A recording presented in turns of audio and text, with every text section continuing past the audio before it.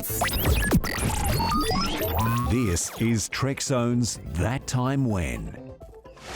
Welcome to the penultimate episode of That Time When. Matt Miller with you, episode number 97.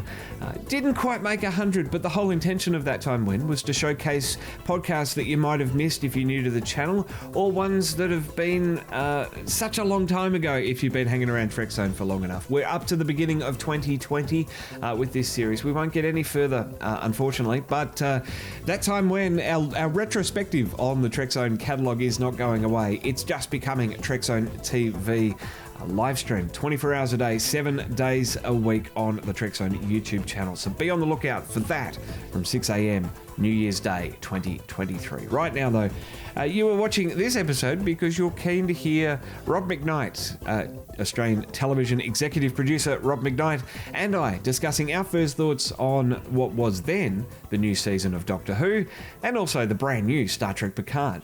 This, of course, is from the beginning of 2020. Good morning, Matt. It's great to be here at a time when I was losing my faith in Doctor Who, but last week's episode got me back, and it's a happy time with new adventures, a new twist. Can you feel the excitement? It is very exciting. It's exciting for Doctor Who and for Star Trek at the moment with Star Trek Picard in second episode. We've, of course, seen the first three. We're going to dive into that a little bit, but let's start on Doctor Who. Yep. And, of course, for people playing along at home, you can find Rob on Twitter at Rob_McKnight and his podcast at TV_Blackbox. I'm in the Twitter sphere too at Miramat86. Rob, as I said, let's dive in. You were telling me off air, and you just said it there as well, that you were losing a little faith in the series this season after we sort of talked about what we were hoping for in the season back in December. What were the things that were not quite sitting right with you?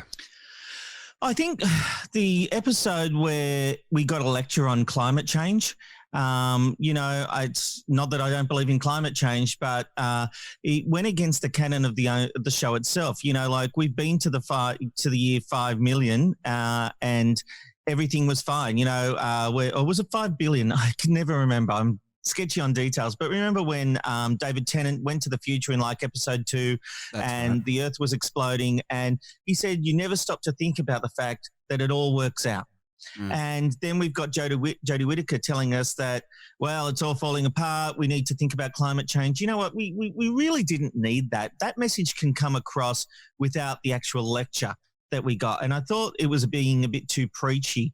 There's better ways of getting messages through. I've heard some conversations on Doctor Who podcasts where they're talking about the fact everything is rammed down your throat in the Chibnall series. Like, oh, we're going up in a tractor beam, and the TARDIS is literally being pulled up on a tractor beam. Well, we can see that. You don't actually need to say the words.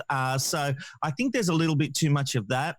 The first episode I enjoyed of this season was the Nikola Tesla episode. I thought that was actually pretty good, but otherwise I found the Chibnall era really hit and miss. We get great episodes like Rosa Parks, and then terrible episodes, ones that I'll probably never go back and watch again. And for me, that's a really sad thing.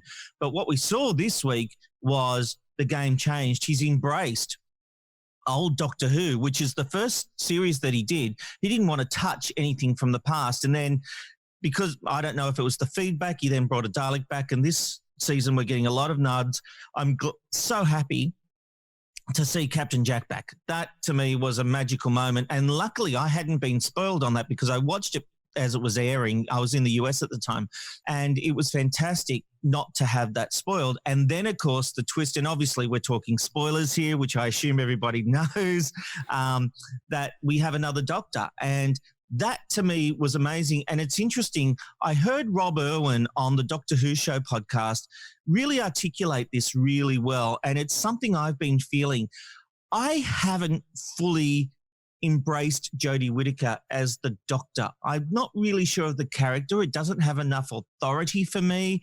Even Sylvester McCoy, when he was being clownish, still had authority. And Jodie, I get that it's more of a flat structure, but with the Doctor, it's not. The Doctor is always in charge. And they talk about this family and the flat structure, but everyone needs to look up to the Doctor. This is the person who has seen it all, who has lived thousands of years, she's just on a completely different level to the people she's hanging around with. So it's not to say she can't learn things from them, but she should always be in charge. And the thing I found, I was thinking, and this is what Rob said on his podcast, he started to get worried about the fact that, is he a misogynist because he doesn't like the female Doctor Who, or he hasn't enjoyed her as much as other doctors. And it's interesting, I felt the same way until we saw Ruth as the Doctor. And the moment she came on, I believed she was the Doctor. I embraced her. She had that authority that lacks in Jodie. And to be honest, I think if she had been the Doctor from the get-go, I mean, it would have been a huge stretch, because I know there's a part of fandom that not only hates the Doctor, but hates Black Doctor, you know, all that kind of stuff, which is just stupid. A few years ago, someone asked me, and when I say a few years, probably 10 years ago, someone asked me, would you ever like to see the Doctor female? I was like, absolutely not. And the reason for that at that time was because it had never been set up that Time Lords could change their gender. And so it just wasn't part of how I saw the Doctor. Now, what Stephen Moffat did was fantastic for Chibnall, because he set it up that Time Lords could change gender, colour, race. It didn't matter. And so the greatest gift Stephen Moffat gave Chibnall was setting all that up. So by the time it came for the Doctor to regenerate into a woman, it didn't faze me in the slightest. What I then was judging the Doctor on was, is this a good Doctor? You know, we all have our favourite Doctors. We all have the Doctors we don't like. You know, I wasn't the hugest fan of Capaldi as the Doctor.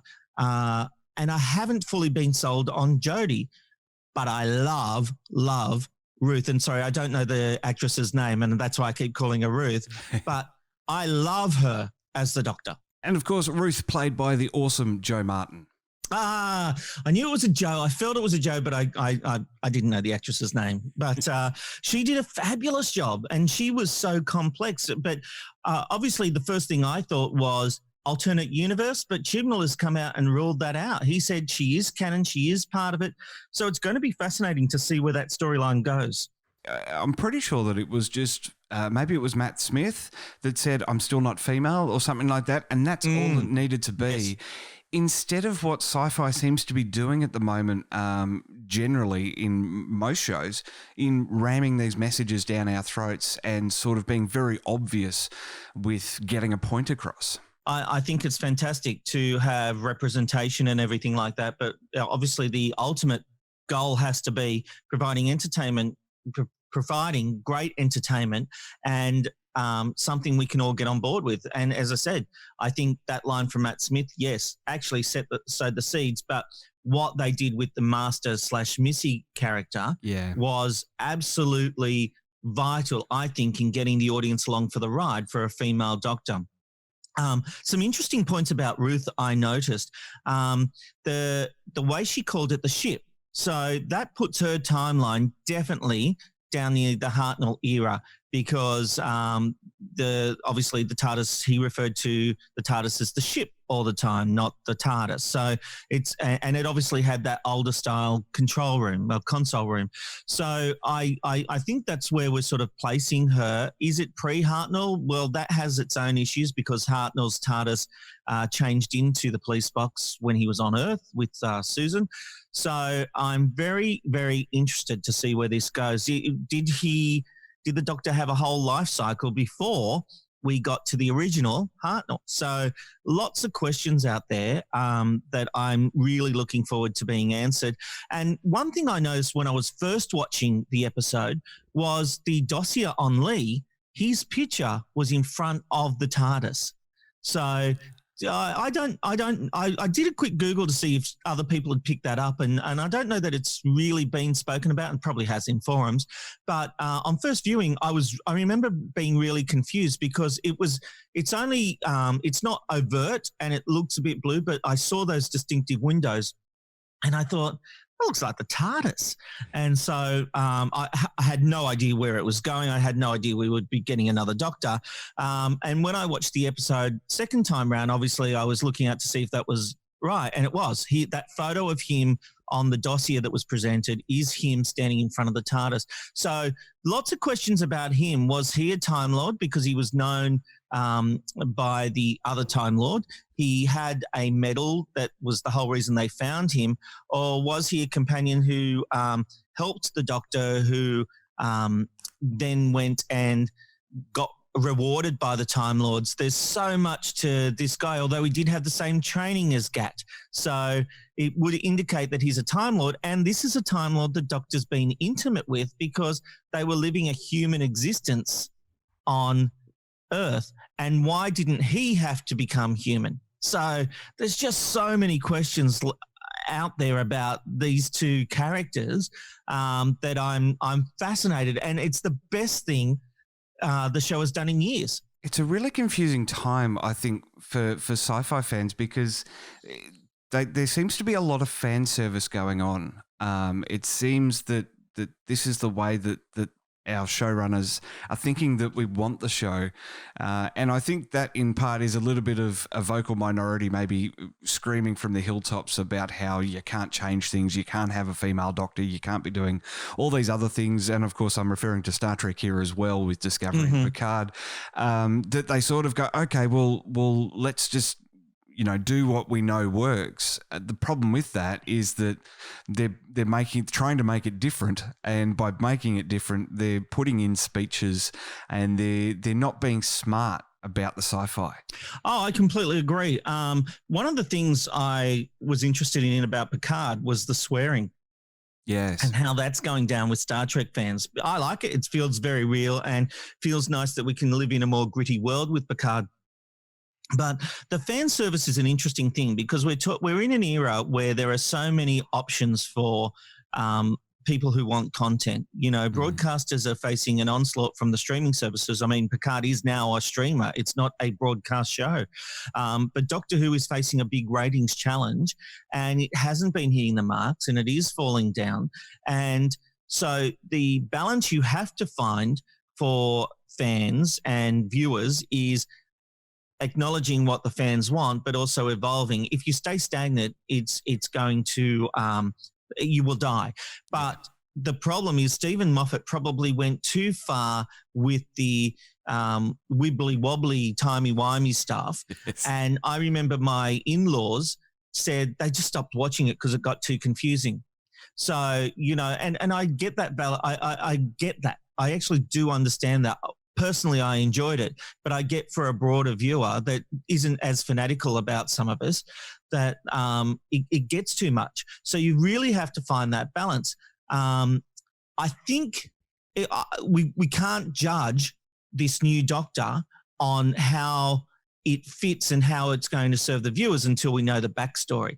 I think there has to be a balance between fan service and the viewers because the viewers will keep the show alive. And it's interesting, are we getting to the point where Doctor Who's going to need another break?